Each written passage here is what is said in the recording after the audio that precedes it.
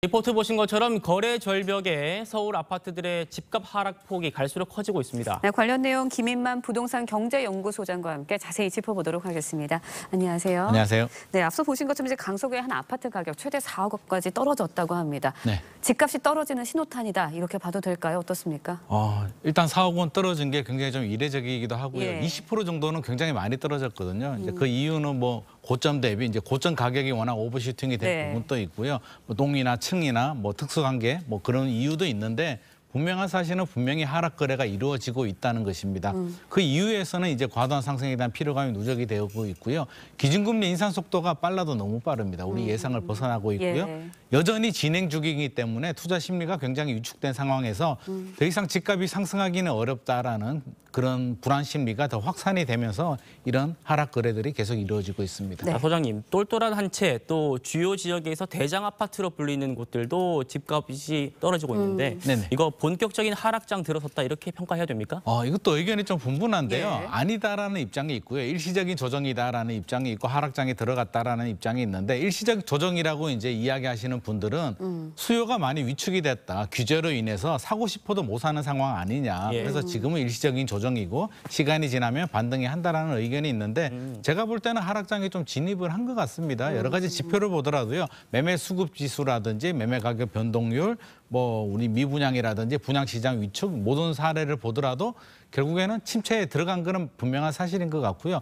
다만 뭐 20% 정도 이렇게 일부 사례를 가지고 20% 정도 폭락했다 이렇게 보기는 좀 어려울 것 같습니다. 네, 그런데 이제 윤석열 정부 들어서 대규모 주택 공급 대책이 내놔지고 있습니다. 그렇다 보니까 지금보다 기준금리가 올린 상태에서 집값이 더 앞으로 더 떨어지는 거 아니냐 이런 우려가 있거든요. 어떻게 보세요?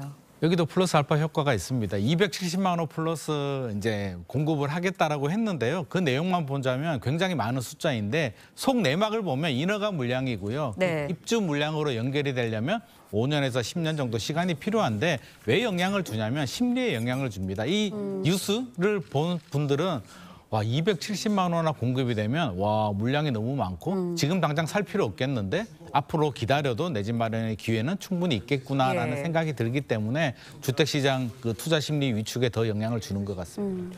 소장님, 저도 집 마련이 필요한 실수요자인데 네. 저 지금 이 하락장에서 좀 뛰어들어서 네. 집을 사도 될까요?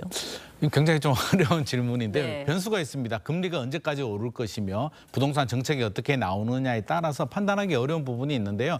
일시적인 조정으로 판단한다면 앵커님처럼 들어가셔도 되죠. 실수요자라면. 근데 이게 일시적 조정이 아니라 장기 침체로 들어간다면 지금 타이밍이 아닐 수도 있거든요. 그래서 꼭 필요한 상황이냐. 애들 교육이라든지 예. 학군이라든지 복양 때문에 자금은 되는데 꼭 필요한 상황이라면 당연히 하셔야 되겠지만 그런 상황이 아니고 우리 작년처럼 굉장히 불안해서 패닉 바잉, 뭐 네. 우리 상대적인 박탈감 때문에 빨리 사야겠다라는 마음을 가졌었다면 저는 조금 더 기다려 보셔도 좋을 것 같습니다. 네. 그런데 이제 집값이 이렇게 하락하게 되면 집 소유하시는 분들은 오히려 조금 더 기다려보자. 그래서 집 안 내놓을 수도 있잖아요. 지금이 좀 그런 상황이죠. 이제 거래 절벽이잖아요. 그렇죠. 거래 절벽이라면 이제 거래가 원활하게 되려면 아까 뉴스 나온 것처럼 예. 20% 정도 떨어지면 매수자들이 붙습니다. 사는데 실제로 대부분 현장에서는 가격이 그렇게 떨어지진 않고 있습니다. 집주인들은 좀 기다려보자. 기다리면 이게 일시적인 조정이고 반등을 네. 할 거야라는 기대감이 있기 때문에 매물을 내놓지 않고 있어서 거래가 안 되면서 저는 가격이 좀 덜 떨어지고 있는 거 아닌가 하는 생각도 들거든요. 그래서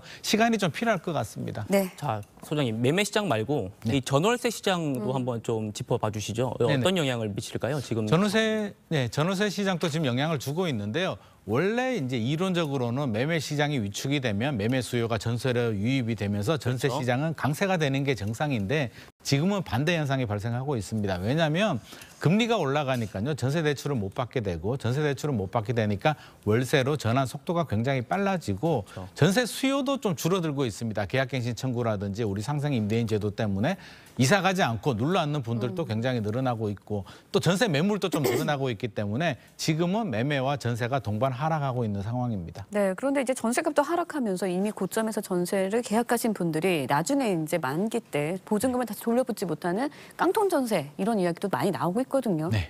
지금 우리 사회 문제가 되고 있고요. 가장 심각한 문제 중에 하나가 이제 깡통 전세인데 깡통 전세는 두 가지 측면에서 봐야 됩니다. 일반적인 경우 가격이 떨어지고요. 전세 가격이 떨어져서 돌려주고 싶은데 어쩔 네. 수 없이 못 돌려주는 그런 요인이 있는 반면에 신축 빌라 같은 경우에는 전세 사기에 가까운 깡통 전세들도 많이 있거든요. 그래서 좀 구분해서 볼 필요가 있을 것 같고요. 전세 사기에 대해서 신축 빌라에 대해서는 더욱더 전세 계약보다는 월세 계약을 하든지 전세 보증 제도를 활용을 하든지 좀 더 안정성 체크에 좀 더 신경을 쓰셔야 될 것 같습니다. 네, 참 어려울 전망하기 어려울 네. 것 같은데 이 집값 하락세 또 이 역전세 난 이거 좀 언제까지 좀 이어질 거라고 전문가로서 좀 예상하십니까? 저는 시간이 좀 오래 걸릴 것 오래 같습니다. 걸릴 거다. 물론 뭐 변수는 있겠지만 예. 단기적으로 본다면 적어도 금리 인상의 그런 불확실성은 제거가 돼야 될 것 같고요. 그러면 네. 실수요자들이 움직이는데 이게 대세 상승으로 가기에는 우리 그동안 과도한 상승에 대한 피로감이 너무 많이 누적이 되고 있고요. 네. 다시 저금리로 가기도 어려운 상황이기 때문에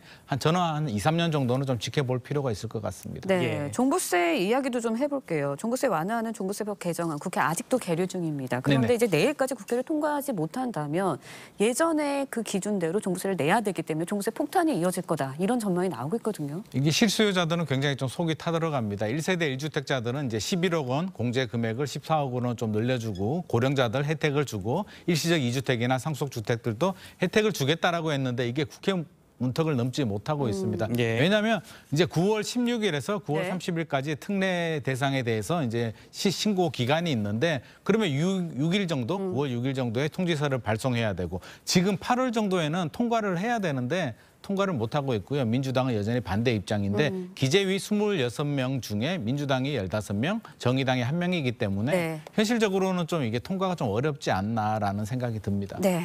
소장님, 만약 30일 이후에 이 법안이 처리된다고 해도 현장에서는 혼란이 좀 불가피해 보이는데 네. 좀 어떻게 보십니까? 현장이 불가피할 것 같고 저는 30일 지나도 과연 지금 상황에서 지금까지 통과가 되지 않았는데 과연 될까 하는 좀 걱정이 되고요. 되지 않다면 시장은 굉장히 혼란스럽습니다. 한 40만 명 정도 대상이 되고요. 1세대 1주택자들 11억, 14억 그 사이에 끼어 있는 분들이 한 9만 3천 명 정도 되거든요. 그분들은 안 내느냐 내느냐의 갈림길이기 때문에 굉장히 좀 초조함하면서 지켜보고 있는데 네. 지금 상황을 보면 좀 불확실성이 좀 불투명하지 않을까 싶은 생각이 들고요. 공정시장 가격비를 아무리 조정하더라도 뭐 이게 세금을 좀 많이 줄이기는 좀 어려울 것 같습니다. 예, 알겠습니다. 오늘 소장님 말씀 여기까지 듣겠습니다.